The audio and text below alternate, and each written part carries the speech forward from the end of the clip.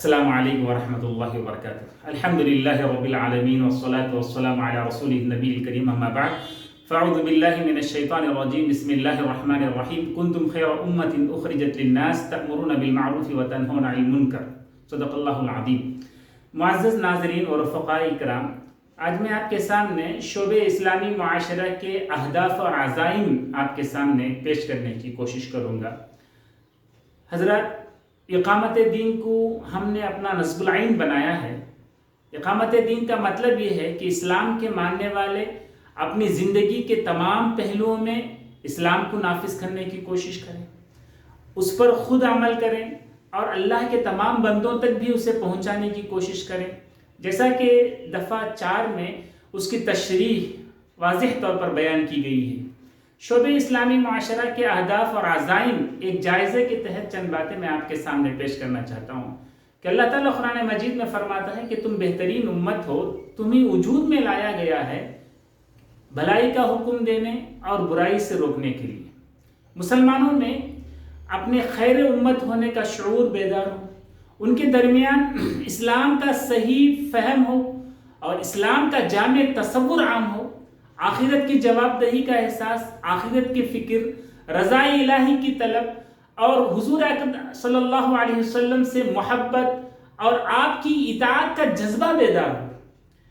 ہمارا معاشرہ مثالی معاشرہ بنے، قرآن و سنت سے استفادہ کا مزاج عام ہو، نماز، زکوٰۃ، روزہ اور دیگر فرائض کی ادائیگی کا اہتمام کریں، مسلم خاندانوں کی تعمیر اسلامی تعلیمات کی روشنی میں ہو، غلط سماجی رسم و رواج، غلط روایات جو پہلے سے آ رہے ہیں اس سے پرہیز کیا جائے، مسلم نوجوان اپنی مقصد زندگی سے باخبر ہوں اور اپنی صلاحیتوں کا مثبت اور تعمیری طور پر استعمال کریں۔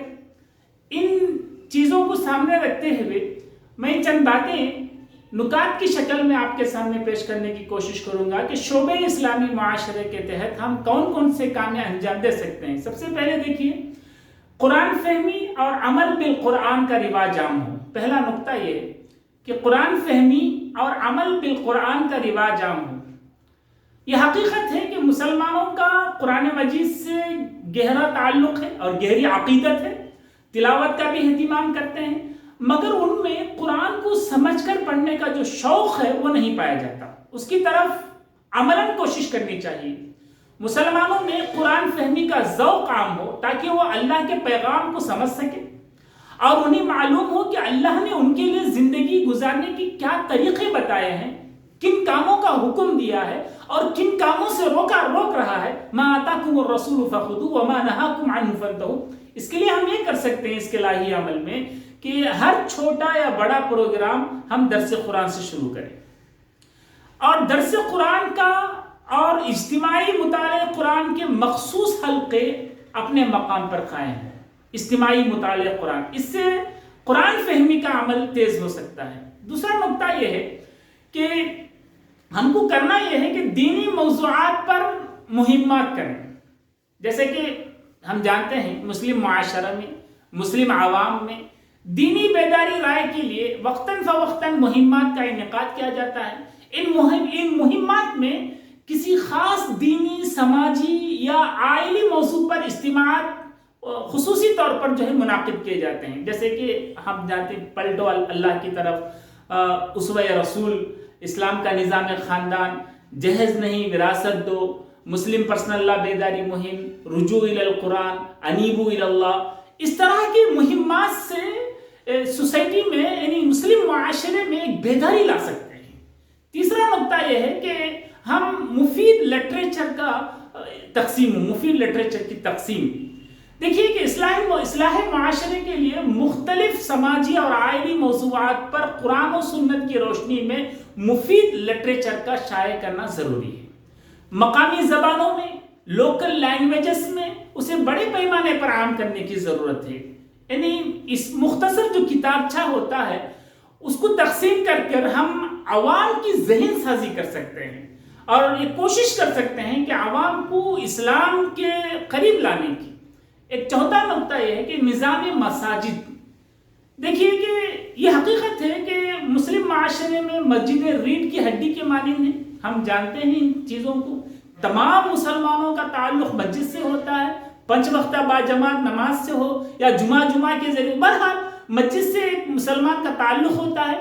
مسجدوں کو عبادت کے ساتھ سماجی، تعلیمی اور رفاہی خدمات کے مراکز بنا دیا جائے تو ان سے اصلاح معاشرے کے بہت سے کام انجام دے سکتے ہیں ہم. چنانچہ مثالی مسجد کے تصور کو عام کرنے کی کوشش کی جائے. اس کے تحت مسجدوں میں بچوں کی ابتدائی دینی تعلیم کے مکاتب کا قیام ہو، غریبوں، مفلسوں، ناداروں کی امداد، عائلی تنازعات کو سلجھانے کے لیے اور انہیں دور کرنے کے لیے دیگر سماجی و رفاہی خدمات کو انجام دینے کی کوشش کی جائے، یعنی ایک مسجد سینٹر پوائنٹ ہو.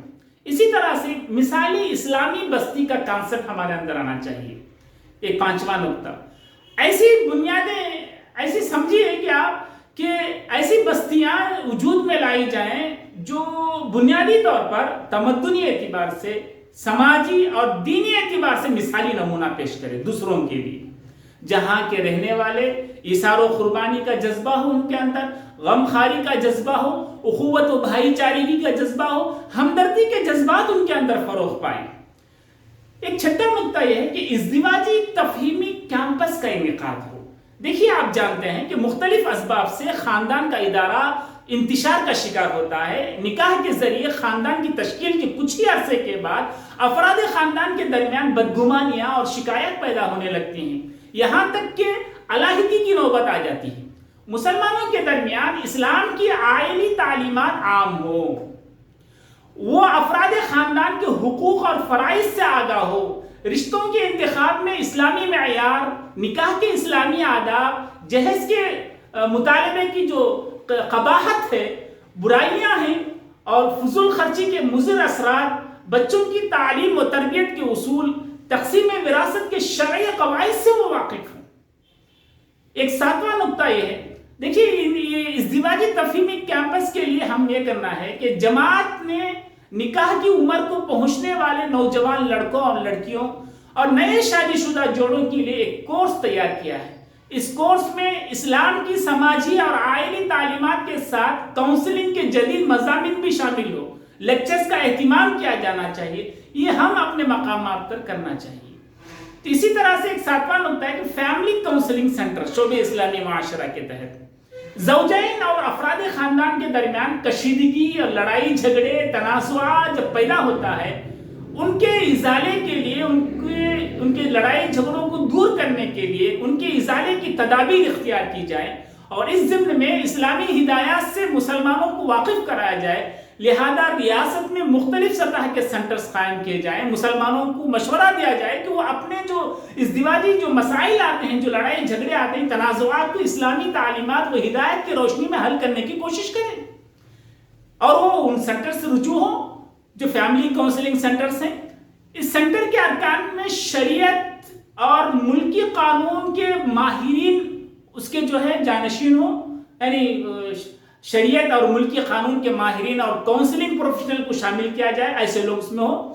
اس لیے اس کے لیے لائی عمل جو دارالقضاء کا قیام عمل میں لایا جائے. فیملی کاؤنسلنگ سینٹر کے تحت جو ہے دارالقضاء کا قیام. اسی طرح سے ہم دیکھتے ہیں کہ مجلس العلماء، اس میں مختلف مکاتب فکر، مختلف مسالک سے تعلق رکھنے والے علماء کا ایک جوڑ ہو، ایک پلیٹ فارم پر ہو. اس میں مجلس العلماء، جیسا کہ آندھرا پردیش میں وفاق العلماء کا قیام عمل میں آیا. اسی طرح سے مجلس العالمات، جو خواتین مدارس سے فارغ ہوتے ہیں ان کی ایک مؤثر طور پر ایک مجلس ہو، مجلس العالمات، وہ بھی مختلف مکاتب فکر سے وابستہ رہنے والے تمام کا ایک پلیٹ فارم میں جمع ہو. ایک 10واں پوائنٹ، زکوٰۃ کے اجتماعی سسٹم کو جو ہے سوسائٹی میں، سماج میں عام کیا جائے. تو بہرحال بہت ساری چیزیں ہیں کہ ہم شعبہ اسلامی معاشرہ کے اہداف اور عزائم کے تحت ہم ان کاموں کو انجام دینا ہے. اللہ تعالیٰ سے دعا ہے اللہ تعالیٰ ہم تمام کو عمل کرنے کی توفیق نصیب فرمائے. السلام علیکم ورحمۃ اللہ وبرکاتہ.